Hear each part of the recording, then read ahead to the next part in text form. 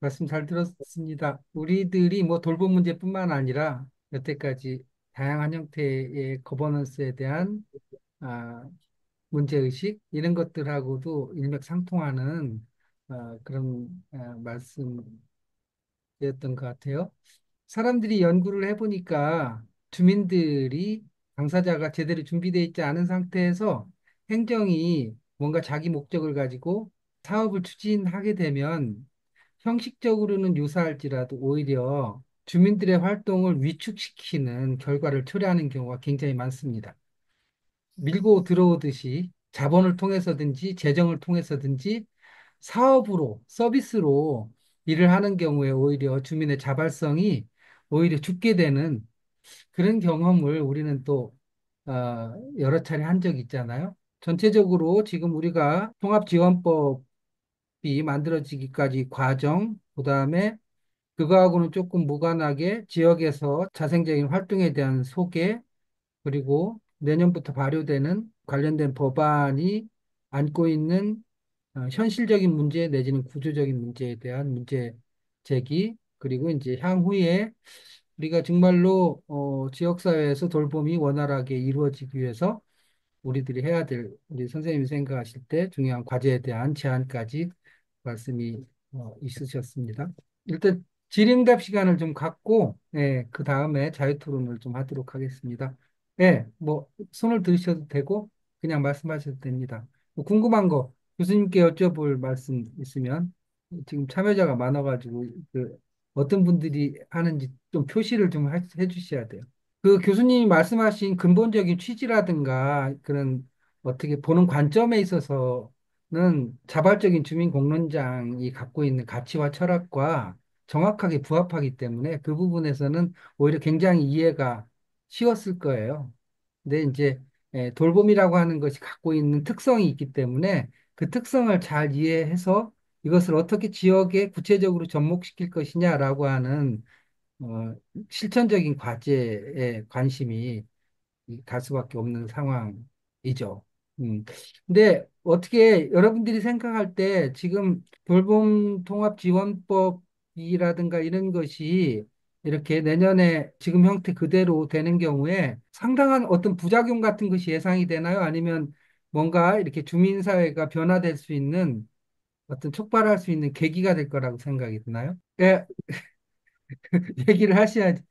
예, 음, 이미경 선생님, 예, 음, 인천에, 아, 예, 네네네. 강의 참 많이 들었고요. 저는 이제 사회복지를 현재 하고 있고, 요양원도 하고 있고, 예, 노인학 석사를 전공을 하고 있는 사람으로 음, 관심이 좀 많습니다. 그리고 제가 살고 있는 인천 작전 서운동에 이런 돌봄이 잘 이루어지기를 바라는 마음에서 또 듣고 있고 그래서 지금은 국가에서 적극적으로 협조를 많이 해줘서 이슈가 돼서 이런 내용에 대해서 많은 단체에서 회의도 하고 건의도 하고 노력을 좀 해서 니즈나 욕구나 사례를 좀 파악을 하고 또 외국의 사례를 좀 많이 공부를 하고 그래서 우리의 접목을 할 수 있는 걸 또 회의를 하고 해서 하면 뭐 가능성은 있다고 보고 또 인구 정책 때문에 어차피 노력을 해야 되지 않을까 이런 생각이고 지금이 시작이고 뭐 하나하나 해나가야 되지 않을까 낙관적으로 생각을 좀 해봅니다. 음, 감사합니다. 예. 어쨌든 이런 과정은 필요하고 그 과정에서 서로 학습할 수 있는 계기가 될 것이다. 이제 그런 취지의 말씀이시고요. 예. 우리 선생님, 지금 아까 우리 선생님이 한 시간 조금 안 되게 말씀하셨는데 사실은 굉장히 하실 말씀이 많아요. 들을 말씀이. 그 질문을 하는 게 참 중요할 것 같아요. 예. 예, 예, 예. 민학기 선생님. 네, 안녕하세요. 저도 인천에 있는데요.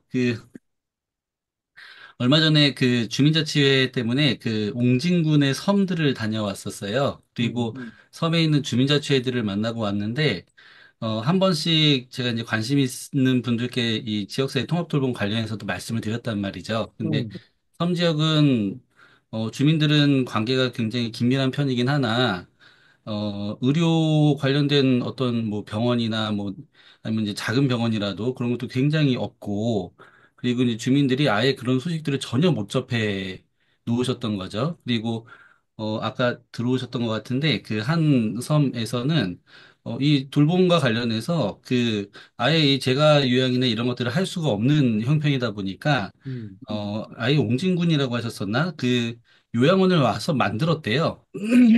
예, 음, 요양원을 아예 만들고, 그 지역에 사회복지 자격이 있는 분이 한 분밖에 안 계셔갖고, 그분이 가서 이제 근무를 하시는, 그러니까 제가 요양 같은 거 그런 개념이 아니라 아예 이 시설 아까 이제 탈시설도 이제 중요하다고 말씀하셨는데 이제 시설 안에 다시 사람들을 이제 들여야 되는 이제 그런 오히려 좀이 통합돌봄과 관련돼서는 좀 반대 방향으로 가는 경향이지 않나. 그러니까 이게 다른 농촌 지역까지는 모르겠지만 이 섬 지역이나 음, 또는 이제 주민들이 좀 많이 적거나 좀 고립되어 있는 이제 그런 지역들 같은 경우는 음. 특히나 더더욱 이런 게 좀 이렇게 대안이나 대응할 수 있는 어떤 준비들이 되고 있는지 좀 궁금하기도 합니다. 네, 사실 뭐 인구 소멸 지역에 어떻게 어떤 방식으로 접근하는 게 좋을까 이런 음, 고민도 많지만 특히 섬 지역 같은 경우는요. 지금 민혁기 선생님이 말씀하시는 것처럼 일단 누릴 수 있는 서비스 인프라가 없는 경우가 음, 굉장히 많아요. 음, 근데 그게 어떤 수준이냐면 사실 우리는 이미 다 누려서 아무런 굉장히 일상적인 건데도 일상적인 그냥 사회 서비스도 누리지 못하는 음, 것이죠. 음, 그래서 이거는 좀 중앙사회서비스원에서 추진하고 있는 사업인데, 사회서비스 다변화 사업이라는 게 있어요. 이게 음, 지금 올해로 3년 차, 사실상 지금 한 5, 6년 이상 된 경업진데 사업명이 바뀌고, 사업 주관 기관이 바뀌면서, 음, 지금은 사회서비스원이, 중앙사회서비스원이 10개 지역하고 같이 하고 있는 사업인데요. 음, 그 사업 중에 전라남도가 이게 섬이 많지, 여수 일대로 섬이 굉장히 많지 음, 않습니까? 물론 남도가 섬이 많지만. 근데 여수 지역에 있는 여러 5개 지역에 이 서비스를 어떻게 제공할까? 이걸 고민을 한 겁니다. 음, 그래서 여수와 목포 일대에 있는 서비스 제공 기관들이 연합을 해서 이 찾아가는 서비스를 기획을 하는 거예요. 그래서 여기에서 이곳의 서비스는 이곳에서 지역사회 통합돌봄은 여기서 사람도 많지 않고 서비스 제공 기관도 없는데 그 이분들이 누려야 될 서비스가 없을 때 또 이분들이 정작 돌봄의 필요가 있을 때 이거 어떻게 일상적으로 만들 수 있을까? 응급할 경우는 어쩔지 모르겠지만 주기적으로라도 이분의 돌봄 필요를 응답할 수 있다면 근데 거기에 상시적으로 놔둬서는 지속 가능성이 없다면 사실 이건 정책적으로 이 전남도 차원 내지는 여수시 차원에서 여기에 정책 자원을 마련할 필요가 있죠. 그리고 그것을 민간의 협력을 통해서 이 민간의 여러 기업들이 같이 모였어요. 음, 모여서 음, 주기적으로 그 섬 다섯 군데를 방문을 해서 이 음, 방문에 필요한 서비스를 제공을 합니다. 근데 별거 없거든요. 그 서비스 내용 같은 게 예를 들면 미용, 방문 목욕 이런 거예요. 이미 다들 서비스 지역 음, 공간에서 제공하고 있는 거. 근데 음, 거기 가서 어르신들 말씀 들어보면 본인들이 지금까지 이런 서비스를 처음 받아본다는 거예요. 서비스가 제공되는 것 자체로 우리가 있음에도 불구하고 여전히 그 접근성이 안 되는 곳들은 지금 지역에서 민간과의 연결 접점을 찾는 사업들을 하고 있는데 작년에 보고를 했을 때는 가장 큰 걱정이 이제 원가 부담이었어. 이동할 때 원가 부담. 음, 서비스 수가가 문제가 아니라 일단 이동할 때 한 번 나가면 1박을 당연히 해야 되는 음, 이니까 여기에 들어가는 원가 부담 이런 것들이 굉장히 많이 고민을 하시더라고요. 근데 그런 것들을 그 지역사회 통합돌봄이라는 게 단지 공공과 민간이 서비스를 제공하는 것 자체에 두지 않고 제가 여러 주체들의 자원과 역량을 재구성하는 총체적 과정으로 이해할 필요가 음, 있다라고 음, 말씀을 드렸지 않습니까? 음, 그럼 그 과정에서 공공은 어디까지 담당을 할 건지 민간에서 혹시 뭐 교통 제공에 관련해서 도와줄 민간 자원은 없는지 어차피 공공기관이라든가 다른 하다못해 영리기업도 사회공헌이라든가 CSR 차원에서 뭔가 해야 될 일이 있거든요. 음, 기존의 복지관 어디까지 할 수 있는지 이런 걸 다 정리를 하는 거예요. 그래서 부족한 부분들은 이건 어디서 메꿔주고 이건 정책이 메꿔주고 그럼 음, 민간 자원들은 또 필요한 프로그램을 적어도 그동안 한 번도 안 갔던 거 한 달에 한 번씩 가는 거에서 2달에 한 번씩, 3달에 한 번씩 가는 걸로 늘리자. 이렇게 해서 실제로 지금 3년째 하고 있고요. 이 사업을 성공을 하면 전남으로 한번 확대해 보고 싶다. 이런 계획을 담당자분 갖고 계시더라고요. 그래서 아까 말씀하셨듯이 통합돌봄이라는 것이 탈시설을 시작으로 하고는 있지만 오로지 탈시설의 형태로만 진행되는 건 아닙니다. 그래서 지역의 접근성을 높이고 또 이분들의 건강이라든가 그 건강의 문제를 어떻게 사회적으로 해결할 것인가에 대한 답을 찾아가는 과정이어서 지금 이제 선 모델로는 지금 전남에서 수행을 하고 있는 걸로 알고 있습니다. 네. 예, 김경수 선생님. 예. 예, 민혁기 선생님 추가적으로 질문하실 예, 거였었나? 약간 예. 이게 있어서, 그래서 이 섬 지역을 다녀보니 이제 굉장히 좀 심각하다. 그래서 사실 아까 연평에서 간사님이 한번 들어오셨다 지금 나가신 것 같아요. 그러시구나. 어, 그러면서 또 동시에 들었던 생각이, 저는 이제 사실 도시 지역에 살긴 하지만 원도심이고요, 인천 음, 지역에서는. 전혀 몰라 합니다. 이제 아까 사례로 말씀해 주셨던 곳들은 뭐 시범 사업으로 운영이 됐었을지 아니면 원래 이제 시민 활동 하시는 주민분들이 많이 계셔서 더 그런 시너지 효과가 났을지는 모르겠지만, 제가 이제 쉽게 접하는 이제 동네에 계셨던 분들은 심지어 그 지역사회 보장협의체 활동하시는 분들조차도 이런 내용에 대한 접근이 전혀 안 됩니다. 음, 예, 전혀 안 되고, 거버넌스 같은 경우도 지금 오늘 참여하신 분들 중에서도 민간 거버넌스 형성하신 분들도 계시지만, 음, 근데 그런 개념들에 대한 이해도 굉장히 낮고, 음, 실제로 지역에서 같이 통합 돌봄을 해낸다라는 개념으로 접근할 수 있는 음, 사람들이 너무 없는데, 예, 음, 근데 그래서 처음에 이제 걱정하셨던 그런 것과 마찬가지로 이 법 자체가 지역사회 통합 돌봄에 대한 좀 핵심 조항들도 빠져 있는 데다가 음, 또 그냥 의료 보건 그리고 이제 돌봄 여기서의 돌봄은 이제 요양 재가 요양 쪽으로 더 집중될 수도 있겠다 싶은데 음, 그거를 오히려 시장으로 저쪽으로 더 확장시키려는 그런 개념의 법이지 않나 이제 음, 이런 고민들이 굉장히 많이 생기는 거죠. 음. 장기적으로 봐야 되는데 그냥 단기적으로 급하게 효과만 만들려는 그런 시도처럼 보여져서 좀 우려가 많이 됩니다. 맞습니다.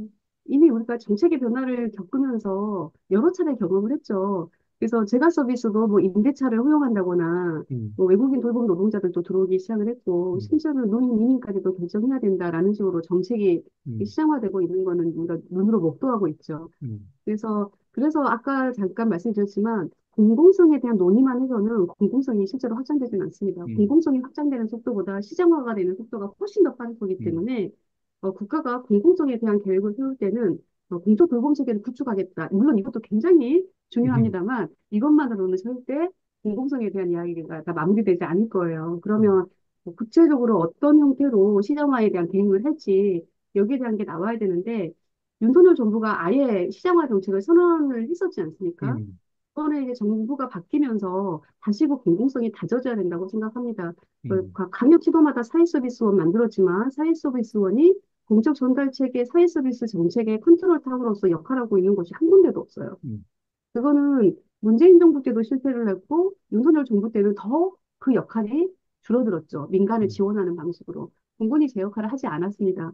이런 부분들이 좀 충분히 좀 정리가 될 필요가 있어요. 그래서 저는 뭐 이 자리에서 민간의 역할을 굉장히 많이 강조드렸지만 실제 우리가 놓친 국가의 역할과 정부의 역할 또한 강화돼야 된다는 점, 음. 또 여기에 대해서 좀 쓴소리를 좀 해낼 수 있어야 된다는 점도 함께 말씀드립니다.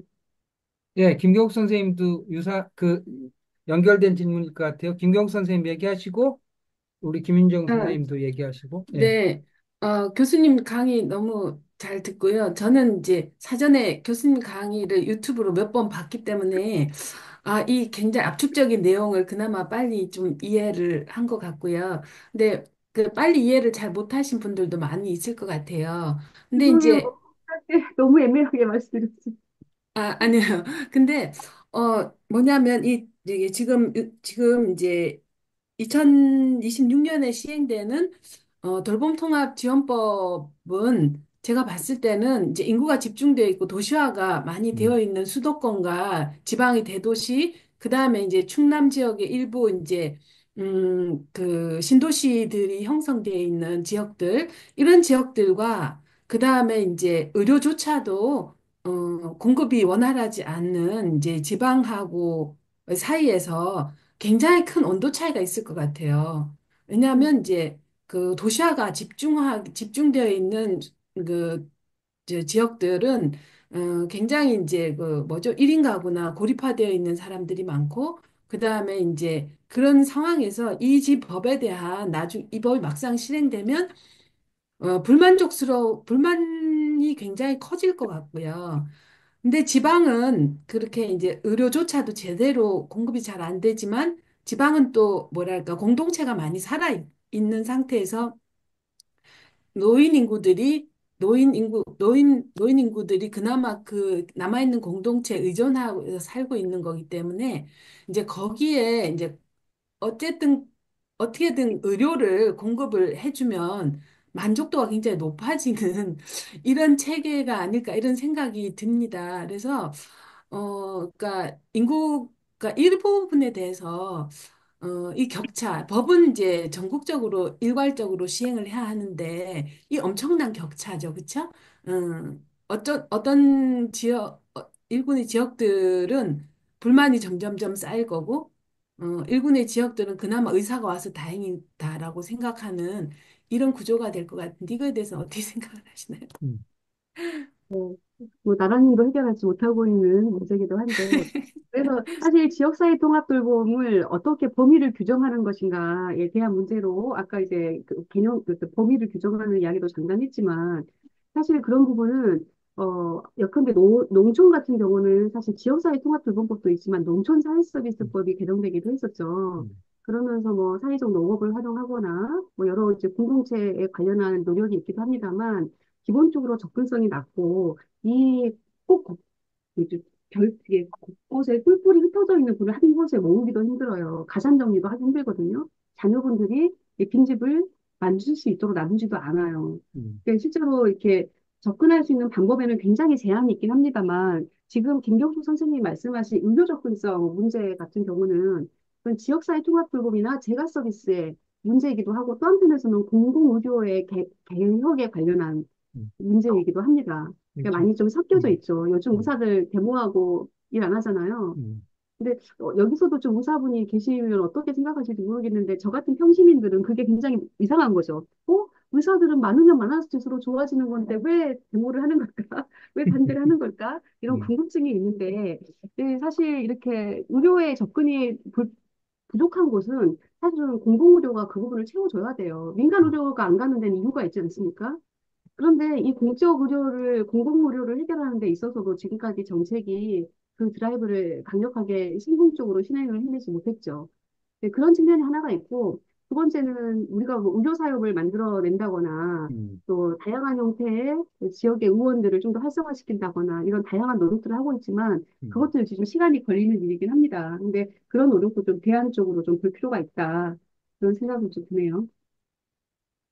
예, 주변에 상당히, 그리고 은퇴한 간호사나 의사분들이 음. 사실은 지역사회에서 이 좀 활동할 수 있는 걸 만들어내는 것도 좀 굉장히 중요하다고 봐요. 음. 실제로 농촌 지역에 가면은 요양보호사 자격증을 장롱 속에 담아놓은 분들이 굉장히 많이 기능을 하십니다. 그렇죠. 그러면 이런 분들이 의료까지는 아니더라도 요양이라든가 돌봄 분야에 인력으로 참여할 수 있는 분들을 꽤 많이 찾아낼 수 있거든요. 그래서 좀 은퇴하신 간호사라든가 요양보호사라든가 의사분들이 이제는 좀 지역으로 좀 와서 지역 활동을 하실 수 있게끔 그 기회를 제공하는 것도 한편에서 함께 노력해야 될 과제 중에 하나가 아닌가 싶습니다. 사회 어, 가족화의 측면에서도 좀 고민이 필요하다, 이제 그런 말씀까지 해주셨고. 김윤정 선생님, 얘기하십시오. 네. 저도 솔직히 돌봄에 대해서 현장을 좀 더 많이 보고 고민을 하게 되는 부분이었는데, 이제 교수님이 얘기해 주신 거 보면서 전적으로 공감하시는 분이 이렇게 정리를 해 주시니까 정책에 반영되면 너무 좋겠다라는 그런 생각, 그 정말로 커뮤니티형으로 관점을 좀 많이 바꿨으면 좋겠다라는 음. 네, 생각이 너무 많이 들었고요. 궁금한 거는 보통 이제 사례로 얘기해 주셨던 것처럼 뭐 광진이라던가 은평이나 마포나 이런 곳들은 이제 시민사회나 그런 이제 그 시민들의 연대에 대한 네트워크들이 굉장히 이제 탄탄한 그런 지역의 특성이 있다 보니까 이제 음. 돌봄도 자연스럽게 이제 주민 중심 또 이제 그 지역사회 관점으로 가게 되는 것 같은데 음. 저희 지역을 한번 생각해 봤을 때는 춘천 같은 경우에는 이제 시민들의 네트워크나 이런 것들은 있지만 사실은 이제 돌봄에 대한 인식이라던가 그런 접근에 대한 경험들이 거의 없어요. 그러다 보니까 이제 시민들을 중심으로 한 네트워크 기반으로 뭔가를 돌봄에 대한 이야기를 하기에는 거의 이제 맨땅이다시피 한 이런 부분이라서 아, 공론장을 시작한다면 그 단위에서 접근을 해야 되나? 근데 이제 이런 사람들의 인식을 처음 하나하나 확인하는 것부터 가는 게 좀 쉽진 않겠다 이런 생각이 좀 들었고 그렇다면 지금 현재 지역에 있는 그 돌봄의 경험을 가진 그 자원들이 있는데 이제 춘천 같은 경우에는 지역적으로도 이제 도농복합 도시이기도 하고 네 그리고 이제 뭐 이제 대학이나 이런 것들이 많아서 행정중심 도시이기도 하지만 사실은 굉장히 이제 고령의 분들이 네, 대학생을 빼고는 네, 고령의 인구도 좀 많고 그래서 굉장히 진짜 복합적인 지역의 특성을 가지고 있어서 지역 안에서 이런 돌봄에 대한 경험을 가진 곳들을 보면 면 단위나 아니면 동 단위 이 격차가 굉장히 크고요. 그리고 이제 아동을 중심으로 하거나 노인을 중심으로 하거나 혹은 일반 주민을 중심으로 뭐 공동체 활동을 통해서 만들어지는 돌봄 이런 식으로 굉장히 그 모습들이 굉장히 다양한 것 같아요. 그래서 이제 그런 걸 보면 뭐 장애인, 노인, 아동 혹은 어떤 키워드별로 뭐 먹거리라던가 이제 이런 것들에 대한 이제 경험을 가진 단위들이 있는데 이 단위들이 또 이렇게 견고하게 네트워크로 연결된 구조는 아니거든요. 그러다 보니까 그럼 이걸 지역에서 이제 지역의 관점에서 돌봄에 대한 구조를 어떻게 생각해 볼까라고 했을 때 살짝 좀 생각이 드는 거는 이제 그 지역별 격차, 그러니까 지역별 차이, 그 다음에 이제 대상의 필요가 더 상대적으로 큰 것에 대한 경험들을 가진 것, 그리고 또는 이제 그 뭐 이런 부분들을 모델화하는 것으로 기존에 운영되어 왔던 그 돌봄 사업의 경험을 가진 단위들이 어떤 돌봄 모델의 유형화로 좀 이렇게 그 특성들을 조금 더 강화시켜 보면 어떨까? 그러면 이게 보통은 이제 뭐 광진이나 이런 것도 이제 조금 더 자세히 들여다봐야겠지만 보통은 이제 폭넓게 돌봄에 대한 서비스를 지원을 하고 사업을 하고 있는데 이게 서비스 단위라던가 아니면 필요한 사업들을 만들어내는 방식으로의 협업이라는 느낌이 좀 더 많이 들거든요. 그런데 이제 이거를 저희 지역의 입장에서 봤을 때는 만약에 뭐 A라는 그 유형에 특화된 모델, B라는 이제 유형의 필요를 담은 모델, 이런 식으로 그런 모델들이 좀 다양하다면 그런 부분들을 각자의 모습과 각자의 필요대로 강화를 시키고 그 모델을 지역의 차원에서 좀 돌봄과 관련한 포트폴리오처럼 구성을 해보는 건 어떨까? 그래서 그 유형별로 각 지역들이 우리 마을과 이제 우리 그 거점 단위에서 가장 필요로 하고 해보고 싶은 것들을 오히려 이제 좀 그 경험들을 네, 확산을 시키는 방식으로 연결해서 이제 만들어가는 이제 그러다 보면은 돌봄의 모델 자체도 굉장히 좀 다양한 색깔로 나올 수 있을 거라는 생각이 들거든요. 그래서 혹시 이제 교수님 알고 계신 사례들 중에서 혹시 이런 식으로 다양한 돌봄의 어떤 그 이제 포트폴리오가 구성된 뭐 그런 것들을 좀 보신 적이 있으신지 궁금한 생각이 들었습니다. 각각의 사례마다 그 사례를 이렇게 뭐 연구자들이 좀 정리해 놓는 네, 그런 노력들은 좀 개별적으로 존재를 하죠. 그리고 서울 같은 경우는 우리가 서울에서 그 돌봄 SOS를 경험하면서, 그러니까 서울형 커뮤니티 케어를 경험하면서 사회적 경제 조직이 그 대표적인 자치구에서 어떤 활동을 했는지를 다 안내 책자로 만들어서 배포도 하고 그런 노력을 했었어요. 그러니까 그런 경험치들이 사실 다 있는 거죠. 근데 실제 사람이 모여서 하면 어떻게든 하게 되더라고요. 그런데 이게 생각보다 쉽지 않거든요. 우리가 그거 알잖아요. 말이 쉽지, 행동하는 것도 쉽지 않고 이러긴 한데 예전에 우리가 아무것도 없었을 때는 그 이야기를 했었어요. 일단 여러분 만나셔야 됩니다. 일단 오늘도 제가 네트워크가 필요하다라고 말씀을 드렸는데 여러분들 지금 먼저 고민하시는 분들이 먼저 만나셔서 우리가 지금 같이 뭘 할 수 있는지 고민하셔야 됩니다라고 이야기할 때 많은 지역에 계신 분들이 그랬어요. 꼭 토론이라든가 발표할 때 가면 꼭 객석에서 한두 분이 저한테 아, 그 되겠냐고 말이 되는 소리 하라고 그러셨어요. 그런데 그러면 저도 그때 그랬거든요. 안 하면 어떻게 하실 거냐고. 그 진심이었어요. 안 하면 어떡하실 거냐고. 그래서 근데 지금은 다들 이제 해야 된다는 거는 다들 좀 이렇게 인식을 하시는 것 같고, 아, 그래, 안 하면 어떡할 거야, 해야지라고 해서 어떻게든 마음 급한 사람이 우물 먼저 판다고 먼저 만나자고 손 내미는 것 같아요. 그때 저희가 이제 이야기했던 게 사회적 경제 조직이 한다면은 먼저 토론회 만드시고 이때 사회복지관들 초청하시고 그러라고 먼저 손 내밀고 먼저 만나자고 하셔야 된다. 절대 다른 분들이 관심 없는 사람이 찾아오지 않는 이상 같이 손 내밀거나 협동하지 않거든요. 그 협동하려고 하는 사람이 그때서 포용적인 자세를 취하는 게 맞고 끊임없이 공론의 장을 만들어가면서 아 이게 중요하구나라는 걸 좀 경험하게 할 필요가 있습니다.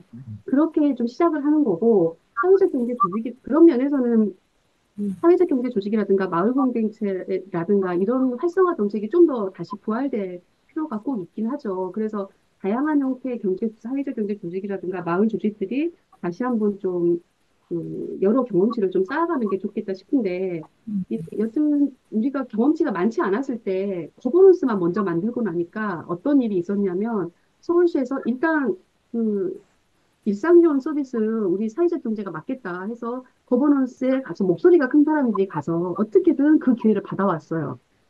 그래서 여러 돌봄 SOS라는 서울형 통합 안내 창구에서 8개의 서비스가 제공이 되는데 그중에서 1,000개 이동 지원 서비스, 식사 지원 서비스, 그다음에 청소 서비스 같은 일상 편의 서비스들은 사회적 경제에다가 먼저 우선적으로 제공할 수 있는 기회를 달라라는 거를 이 정치적 거버넌스를 통해서 해결을 했죠.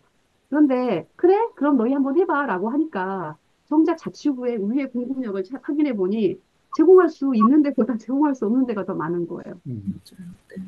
그래서 사실은 우리가 우리의 공급력을 확인하고 우리가 지금 어느 정도 수준인지를 냉철하게 따져보고 잘한 것이 있다면 모델링을 해서 김인정 선생님 말씀처럼 우리가 잘해온 모델이 있다면 그거는 좀 프로세스화 시키고 표준화시켜서 그런 거로 확장시킬 수 있는 기회를 만드는 게 굉장히 중요합니다.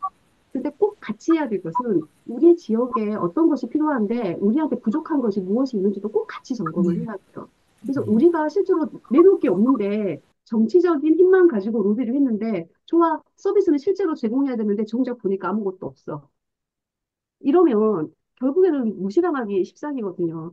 그래서 사실 지금 서울에서는 어떤 움직임이 있냐면 저도 이제 돌봄 네트워크를 만들어서 전국에서 돌봄 네트워크를 이미 만들었거나 만들고자 하는 조직들이 카톡방에 온라인 네트워크로 지금 모여 있어요.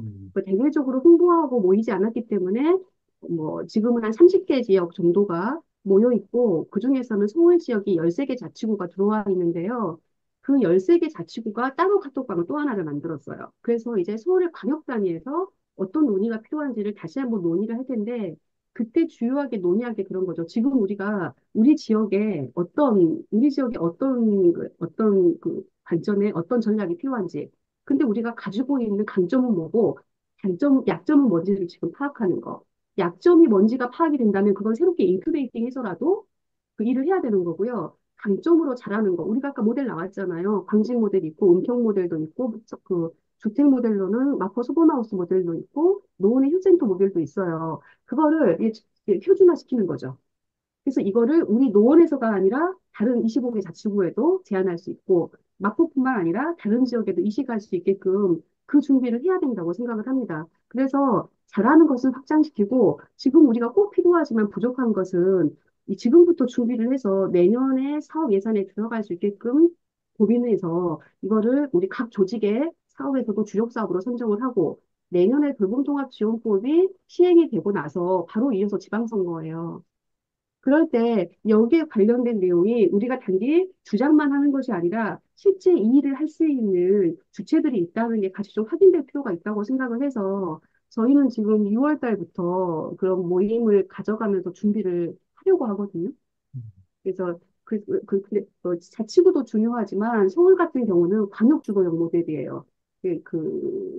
재정 자립도가 아무리 그 지자체 중심 모델이라 하더라도 재정 자립도에서 차이가 나기 때문에 서울시가 돈을 풀지 않으면 지자체가 할 수 있는 일에 한계가 좀 있거든요.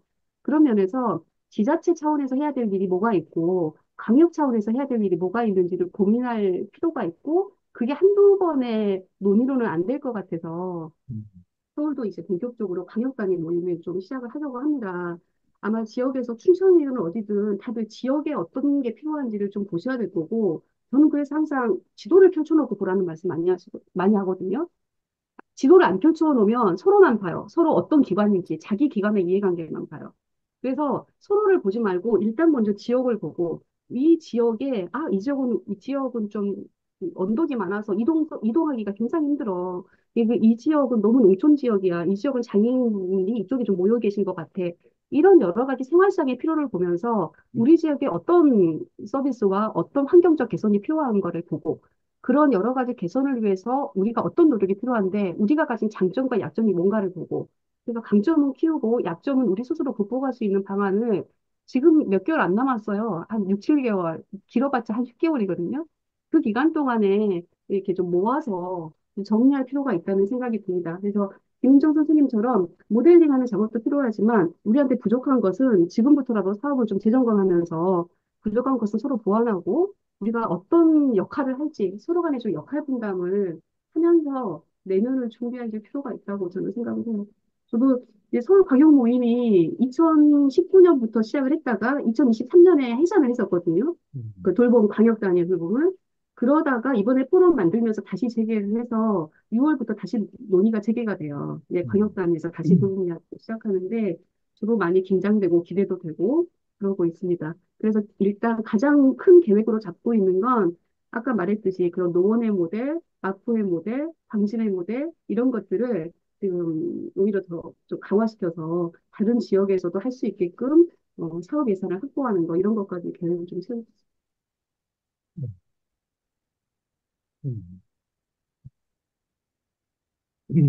그러니까 법과 제도가 만들어 놓은 시간표라고 하는 것이 있고, 그거하고는 밀접한 관련이 있긴 하지만, 이 돌봄이라고 하는 것에 대한 새로운 발상과 상상력을 가지고 새롭게 이렇게 그것과는 조금 차원은 좀 다를지라도 이렇게 나름대로 준비를 또 해가야 되는 그런 상황도 있는 것 같아요. 네, 우리 이미영 선생님 손 드셨나요? 네,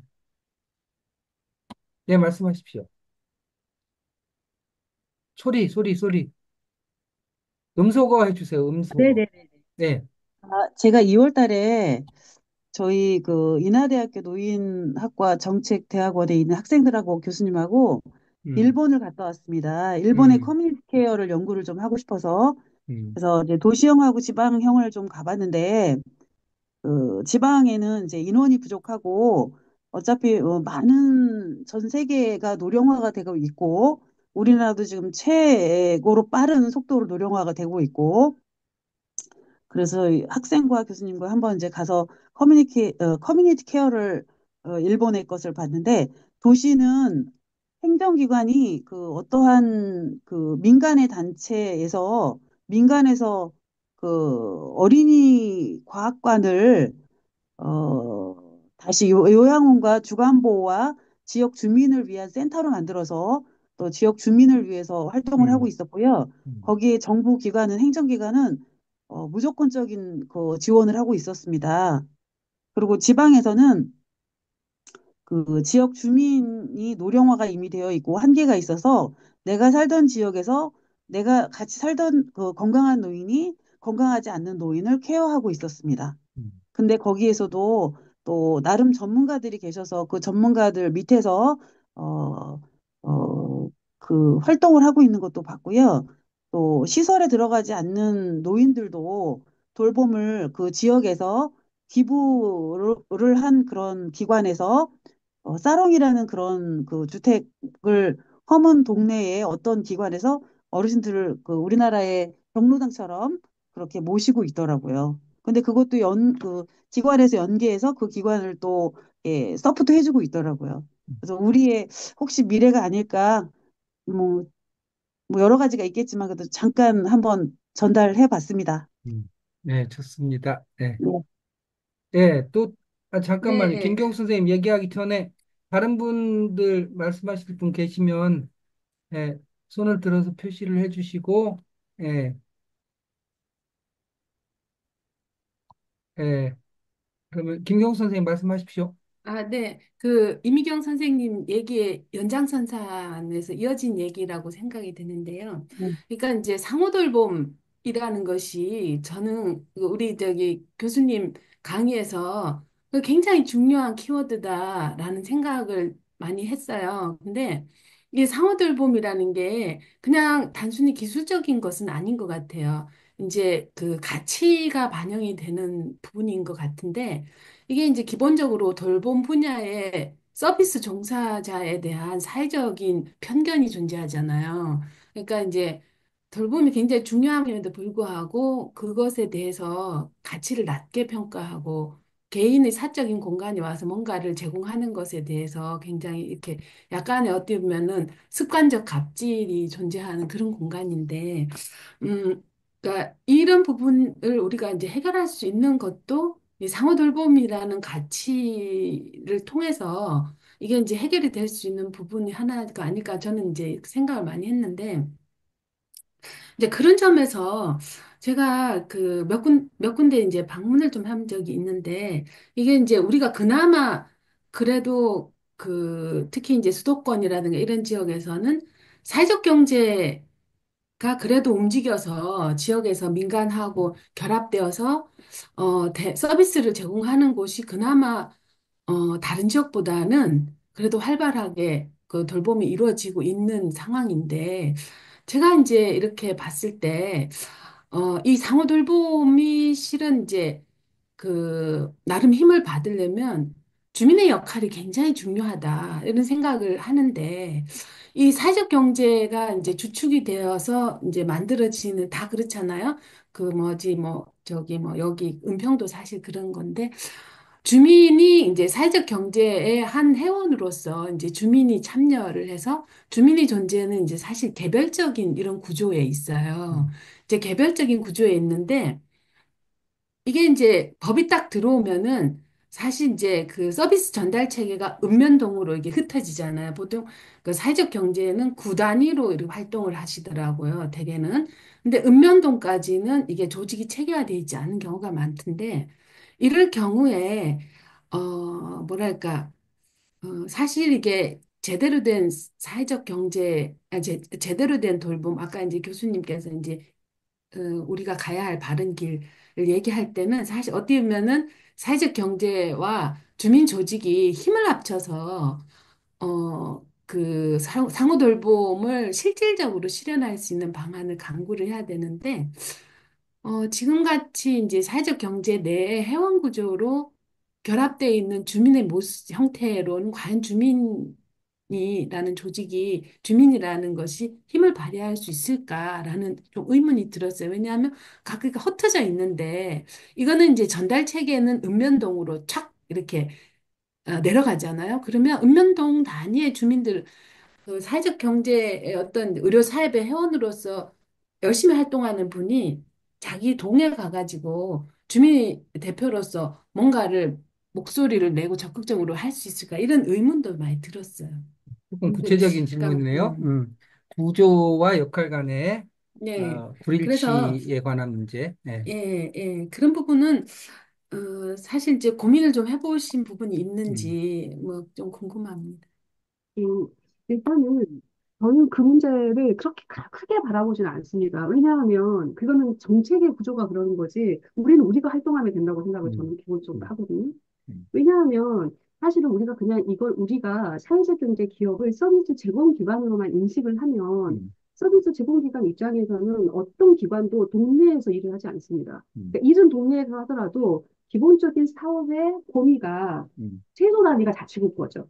음. 최소 단위가 그 생활권이거나 자치구 안에서 커버를 하는 거고 아마 사업까지 가면 오히려 내가 서울에서만 사업을 하는 것이 아니라 뭐 전국 단위로도 뻗어가려고 하는 기업들이 있을 겁니다. 음. 네, 그런데 실제 지역사회 통합돌봄이라는 사회 서비스 정책에 참여하는 기재는 기본적으로 자치구 단위에서 계약을 하게 돼 있어요. 실제 음. 서비스가 그 동단위에서 이루어지다 하더라도 이 서비스 계약 자체가 자치구가 주체가 돼서 계약을 하기 때문에 더 자치구가 더 눈에 보이실 거예요. 하지만 실제 사회적 경제 기업이 규모가 그렇게 크지 않기 때문에 자치구랑 계약을 하더라도 실제 서비스 제공은 생활권이나 동단위를 담당하게 되거든요. 음, 그래서 그 안에서 주로 해결이 되는 게 사실상 그게 지금 이루어질 수밖에 자연스럽게 연계가 되고요.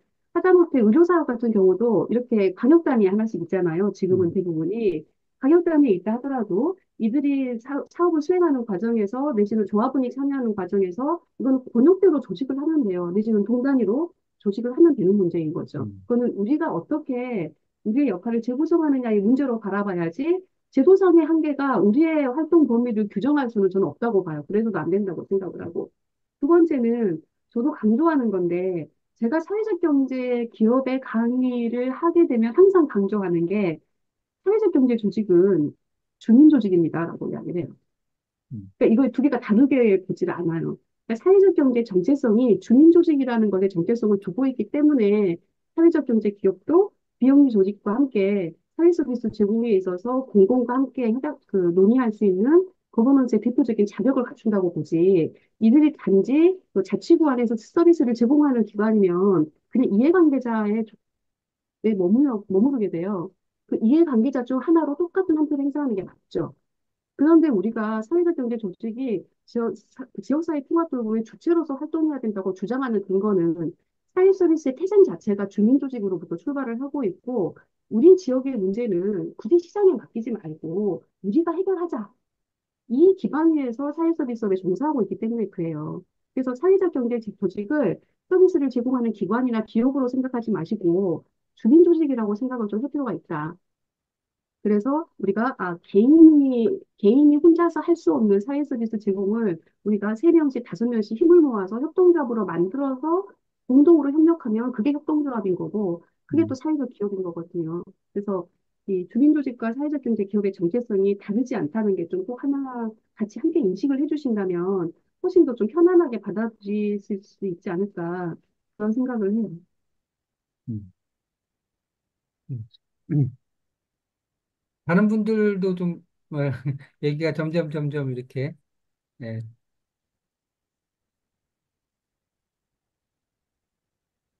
부자숙사죠. 저는 손드시. 누가 손 예, 드셨나요? 예. 부자숙사죠. 부자식 아, 선생님? 예. 예, 말씀하십시오. 못 봤네요. 예. 저 질문이 아니고, 네, 이게 들으면서 제가 되게 열등감을 많이 느끼는 게, 어, 너무, 너무 우리는 뒤져 있으니까, 우리 이제 제가 살고 있는 여기 김천은 인구가 14만이거든요. 음, 근데 이렇게 구도심이라고 하는 여기 사는 우리하고 면 단위에 사는 사람들하고 또 달라요. 음, 면 단위에 사는 사람들은, 80 노인이 아직까지도 농사를 지을 수가 있거든요. 음, 음, 그분들이 농사를 짓고 마을 경로당에 모여가지고 서로 밥해 먹으면서 음, 어쨌든 간에 아직 공동체를 조금 영위하시니까 음, 오히려 여기 구도심에 사는 음, 노인들보다 건강하세요. 그런 면에서는. 음, 근데 문제가 뭐냐면 여기 사는 분들의 문제는 의료도 물론 말씀을 많이 하시는데 실제로는 교통이 문제거든요. 저 교통, 같은 경우에도 그 뭐죠?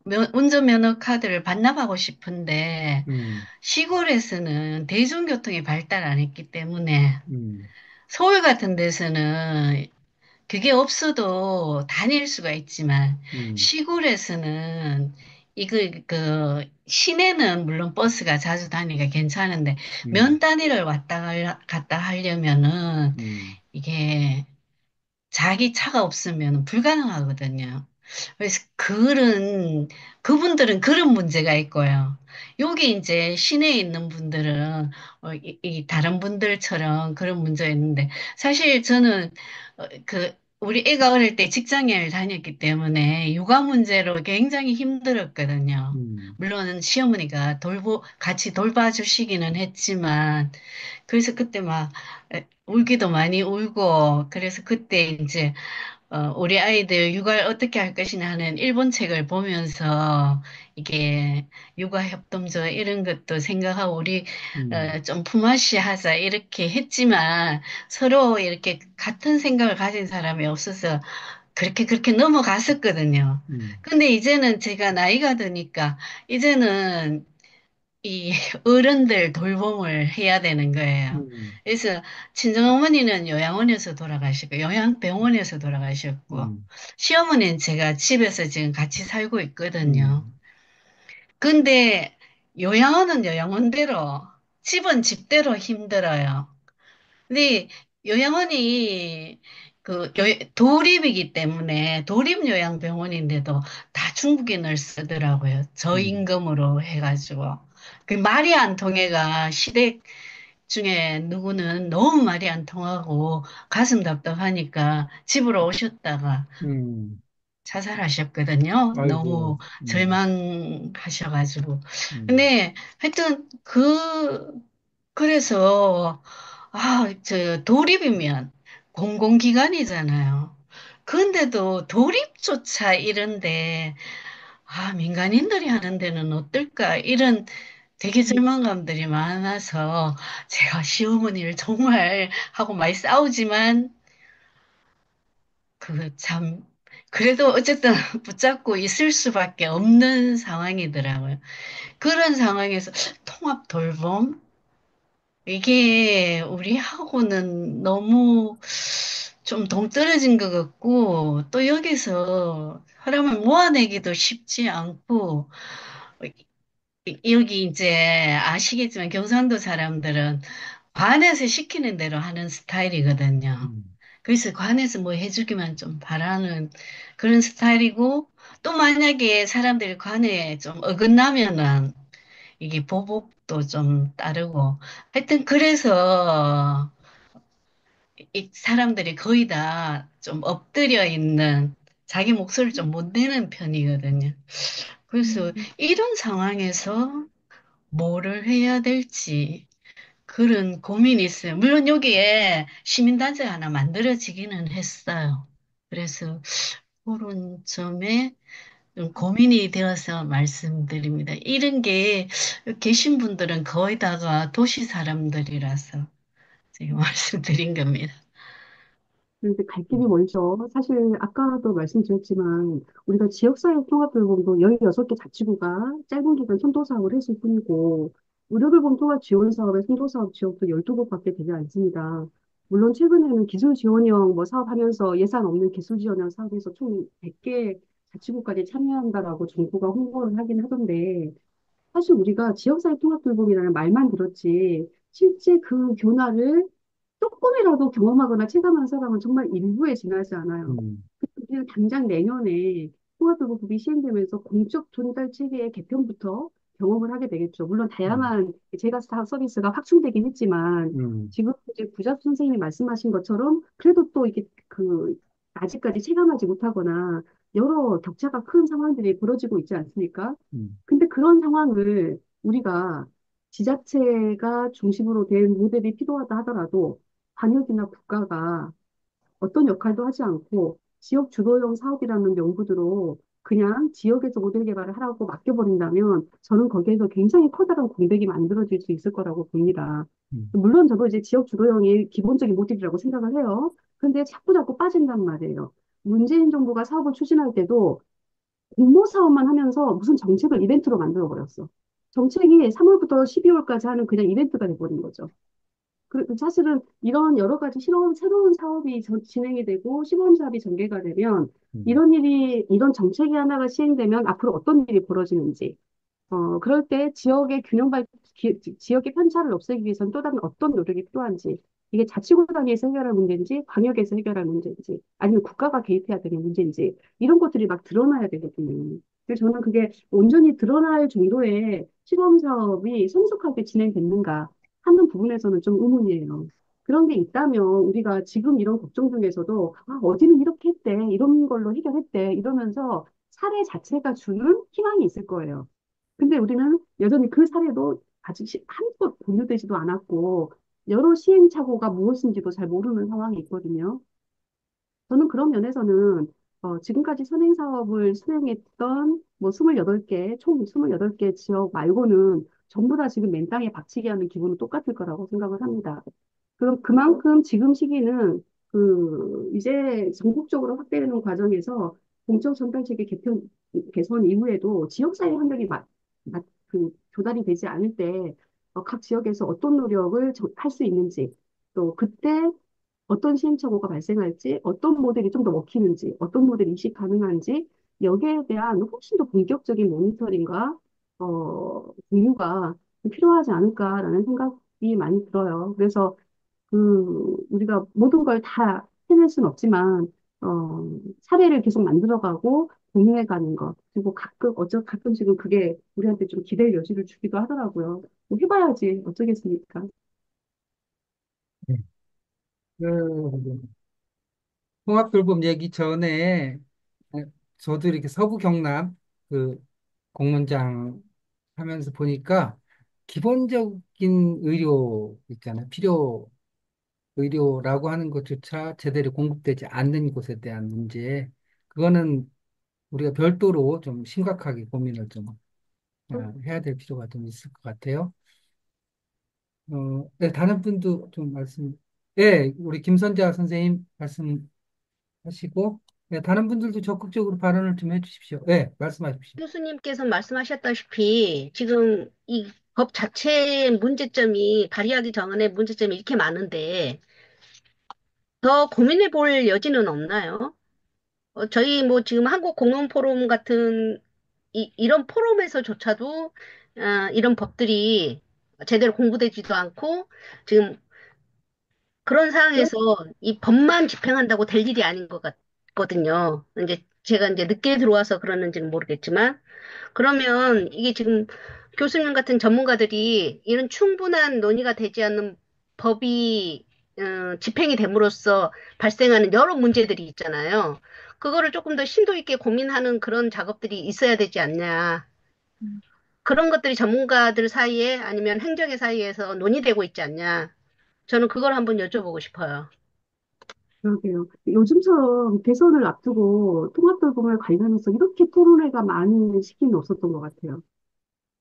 근데 그런 걸 보면서, 사실 이게, 그나마 좀 다행이다 싶기도 하지만, 이런 기회가 없었다면 통합돌봄 관련한 논의라든가, 독재정에 관련한 논의도 언제 좀 불이 붙었을까. 네, 그런 거 보면 다행스럽기도 하지만, 저도 한편에서는 우려가 되는 게, 음, 이제 대선의 잔치로 끝날까 봐. 단추로 끝나고 그 다음에 뭐가 없을까 봐 걱정은 음, 되는데 저는 지금 이렇게 이러든 저러든 각계각층의 지금 사람들이 모여서 뭐 대선이라는 계기로 막 정책들이 다시 한번 점검이 되고 있고 내년에도 지방선거가 있어서 결국에는 또 여러 정책가들이 또 여러 것들을 모으고 또 저 같은 연구자들도 여러 견해를 내놓기도 하겠죠. 저야 좀 정치적 감각이 제가 좀 없는 편이라서 제가 어떤 활동을 할 수 있을지 모르겠는데, 저도 그냥 현장에서 같이 뭔가 하는 건 재미있는데, 정책에서 뭐 역할을 할 수 있을지는 모르겠으나, 그런 게 내년 6월 정도까지는 정말 활성화되지 않을까 싶습니다. 지금 많이 부족하지만, 한편에서는 그것 때문에 안 할 수는 없는 사업이거든요. 그러니까 커뮤니티 케어는 뭐 단기간에 될 사업도 아니고 정부가 바뀐다고 해서 그만둘 사업도 아니고 사실은 지금 앞으로도 계속 갈 수밖에 없는 굉장히 단기적인 장기적인 과업이에요. 그리고 우리는 먼저 정책이 주도하면서 굉장히 심각하게 가면서 이거 민간도 준비가 안 돼 있고 정부도 준비가 안 돼 있는데 너무 이거 지금 성급한 거 아니야? 이런 우려 속에 있죠. 그렇다고 중단하기도 어려운 사업이기 때문에 지금이 이거를 끊임없이 점검하고 우리의 상태나 이런 것들을 진단하는데 역량을 모아야 될 시기 같아요. 저도 그런 면에서 지금부터 내년 3월까지 시기가 그래서 중요하다고 생각해요. 지금 어떻게 준비하고 어떤 걸 점검하느냐에 따라서 이 소위 그 정치인들도 우리들 말에 귀를 좀 기울일 거고 그동안 수많은 연구자들이 고민했던 바를 좀 더 신중하게 좀 귀 기울여 보지 않을까라는 생각이 들기도 합니다. 그리고 사실 저희 같은 연구자는 연구자가 잘나서가 아니라 현장에 경험치가 있으니까 그거를 좀 더 연구자의 언어로 바꿔서 전달하는 정도의 역할을 하거든요. 그래서 저도 현장에서 이렇게 하고 뭔가 이렇게 진행이 되고 있구나라고 할 때 힘을 얻어서 좀 더 발언을 또 크게 할 수 있는 것 같아요. 네, 그래서 항상 그 꼭 빨리 네트워크 만들어서 꼭 지역의 문제를 한번 고민해 보십사라고 강조도 하고 있는데 그 남은 기간 동안 그리고 그 남은 기간이 끝이 아니라 이제 시작이 있는 출발점이니까 지금 각 지역에서 제가 내가 누구랑, 어떤 사람들이랑 이런 이야기를 해야 될까? 그렇게 이야기할 때 스토리부터 필요할까? 토론회부터 필요할까? 이런 것도 좀 계획을 좀 고민을 하시고, 실제 그 담당자들이 무슨 생각 하고 있는지도 들어보시고, 그래서 그런 공론회장을 지역 단위에서 만들지 않으면 안 돼요. 그 지역이 있어야 강역 단위의 모임도 만들어지거든요. 그럼 또 지역과 강역 단위에서 또 어떤 일을 해야 될지 이것도 이야기를 하고, 다행히 대선 때 이제 정부가 해야 될 역할들을 계속 논의하고 있으니까 그런 게 좀 이렇게 엮어갈 수 있는 시기가 지금 올해 내년 시기가 아닌가 싶어요. 파이팅 해주시기 바랍니다. 네. 예.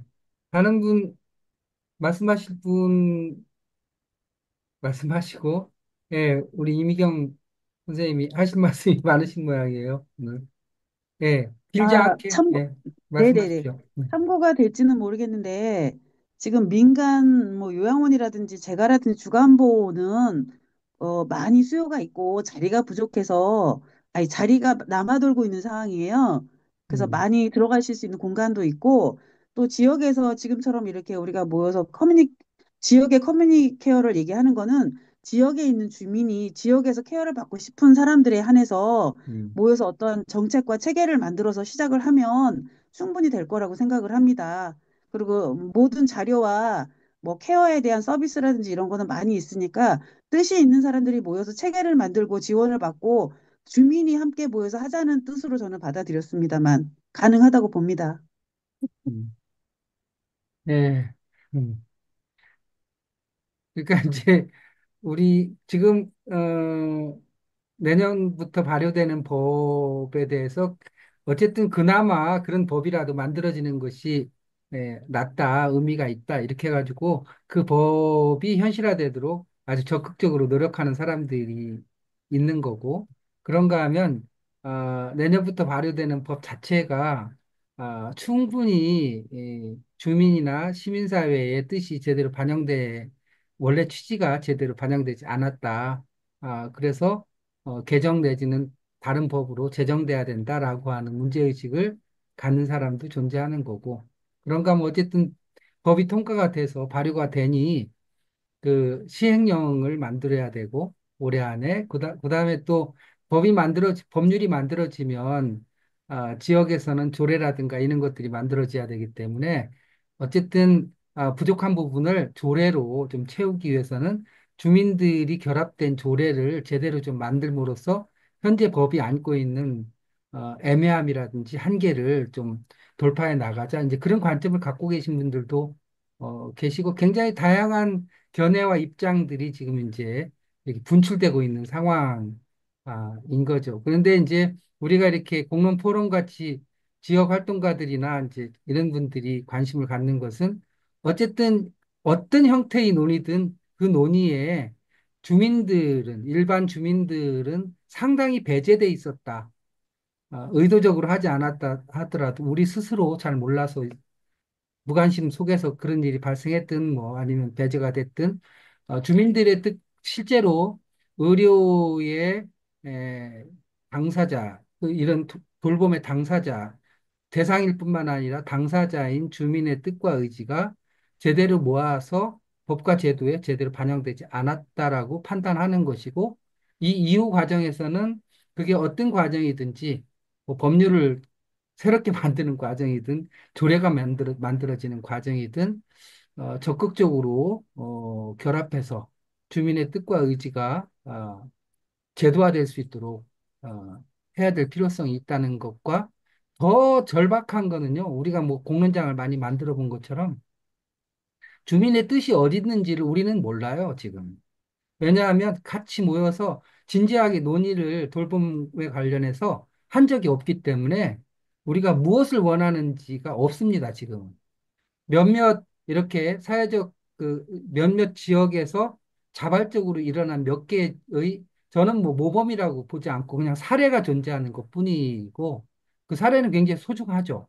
그런데 대부분은 새로 형성돼야 될 과제들만 존재하는 것이고 우리가 각 지역에서 돌봄이라고 하는 문제를 그 지역적인 특성과 자원에 맞게끔 어떻게 구성해 갈 것인지는 이제 우리한테 주어진 과제가 된 것이죠. 딱 상황은 딱 거기에 있는 거고 어떻게 보면은 어, 우리들의 여태까지 의식의 한계라든가 사고의 관행이라든가 이런 것들이 돌봄이라고 하는 것이 이미 오래전에 현실에 와 있음에도 불구하고 그것을 제대로 감각하지 못한 측면들이 있는 거고 지금이라도 그 문제를 우리 문제로 여기고 진지하게 논의를 시작하는 것이 굉장히 중요하다. 이렇게 말씀을 좀 드릴 수가 있을 것 같고요. 어, 일을 해보면 그렇습니다. 여러분들도 마찬가지지만 섣부른 일반화라고 하는 것은 또 다른 훨씬 더 큰 오류를 남기기도 해요. 어, 따라서 작은 단위에서라도 끊임없이 새로운 시도를 하면서 시행착오를 겪는 수밖에 없는 거죠. 우리한테는 지금은 그런 시행착오가 절실하게 필요한 상황이고 자기 지역에서 작더라도 논의를 어떻게 형성할 것인지를 예, 해야 되고 그런 것이 이제 조례 제정이 하나의 계기가 될 수도 있고 아니면 지역의 돌봄 관련된 사회적 경제나 이런 것들을 해왔던 조직이나 단체가 있으면 그런 조직이나 단체하고 같이 결합해서 논의를 시작하는 것이 대단히 중요하고요.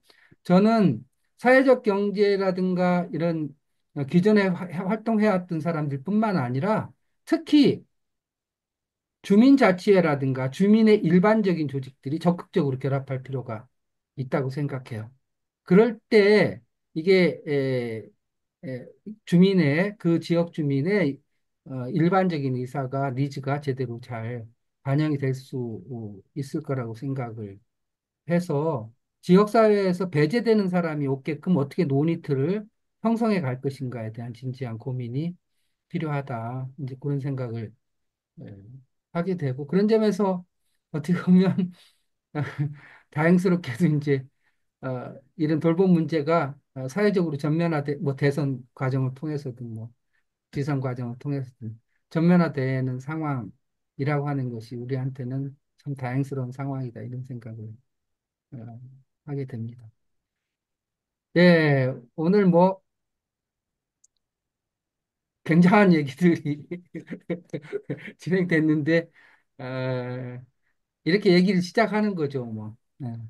그리고 고민을 시작을 하고, 이걸 우리 지역에서는 어떻게 구체화시킬 것인지에 대한 어, 고민을 시작하는 계기가 됐을 거라고 생각하고, 우리 김연아 교수님께서 굉장히 짧은 시간이지만 사실은 굉장히 하신 말씀에 비해서는 본인이 생각하는 현실에 대한 인식뿐만 아니라 그 배면에는 주민사회에 대한 자신의 가치관까지 담아서 어, 말씀을 해주시고 아주 본인이 생각할 때 지금 필요한 대안들에 대해서도 말씀을 하신 것 같습니다. 감사하고요. 우리가 오늘도 얘기하면서 빠뜨린 부분이 있었죠. 어, 의료라고 하는 것이 돌봄 가운데 하나가 의료인 건 분명하지만 우리 현실은 또 이 의료라고 하는 생명을 다루는 부분이 갖고 있는 굉장한 특징이 또 있거든요. 근데 그런 필수 의료조차도 제대로 제공받지 못하는 또는 의료 기회의 측면에서 굉장한 불평등이 존재하는 상황이잖아요. 그 문제는 도대체 어떻게 할 것인가라고 하는 문제가 역시 남아 있는 거죠. 그 문제에 관해서는 다음 시간에 그 임종환 교수 옛날에 평화위원하고 이렇게 했던 임종환 교수님께서 이 문제를 또 오랫동안 고민을 해오셨으니까 임종환 교수님 말씀을 다음 시간에 청해 듣는 시간을 만들도록 하겠습니다. 다음 여러분, 주, 네. 음, 예, 다음 주에 연속이에요. 연습. 지난번은 한 주를 띄웠는데요. 이제 연속으로 진행이 됩니다. 예, 5월 24일 날 하겠습니다. 우리 김연아 네. 교수님 마지막으로 좀 저희들한테 당부 말씀 내지는 뭐 이렇게 그 격려 말씀 부탁드리고요. 네. 네, 제가 너무 그 짧은 시간이라는 생각 때문에 긴장해서 말을 너무 빨리 중언부언하지 않았나 걱정이 너무 많습니다. 그래서 너무 죄송하고 제 부족한 부분 자료로 대체한다는 죄송하다는 말씀 좀 드리고요. 오늘 모이시는 분들이 얼마나 정말 진지하게 고민하고 계실까라고 생각하니까 더 막 마음에 부담이 되는 것 같아요. 네, 오늘 저는 부족했지만 제가 또 현장을 돌아다니는 과정에서 여러분들의 사례가 저에게도 공유가 되고 또 제가 또 여러분들의 입이 돼서 또 다른 지역의 사례에 대해서 오늘처럼 소개할 수 있는 날이 빨리 왔으면 좋겠습니다. 우리 여럿의 집단 이성이 모이면은 우리가 생각하지 못했던 훨씬 더 좋은 대안들이 나올 수 있을 거라고 생각합니다. 현장에서 화이팅 해주십시오. 감사합니다. 네, 저기, 안내 말씀을 하나만 드릴게요. 아, 예. 저희가 지금, 우리 한국 공론 포럼 회원분들과, 회원은 아니신데 이 사안 때문에 결합하신 분들이 같이 지금 섞여 있습니다.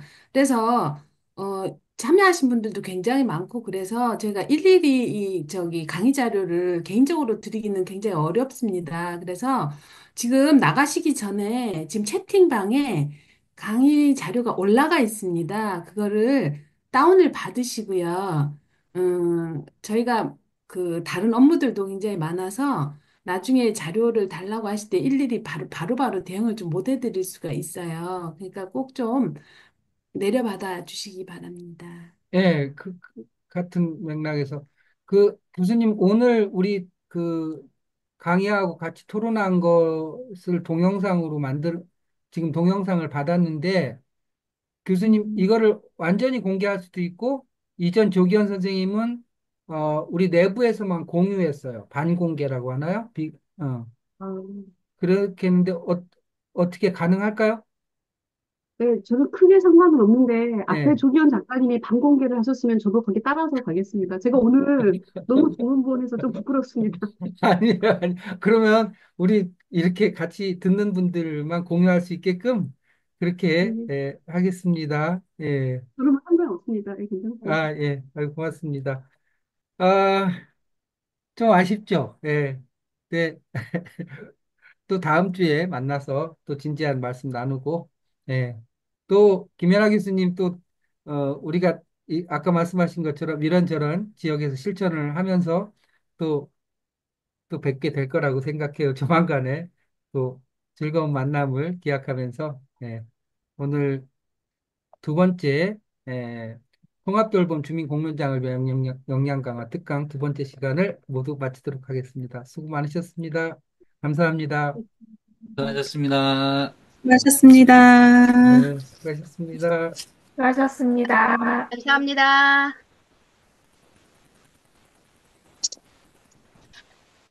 나가겠습니다. 수고하셨습니다. 예.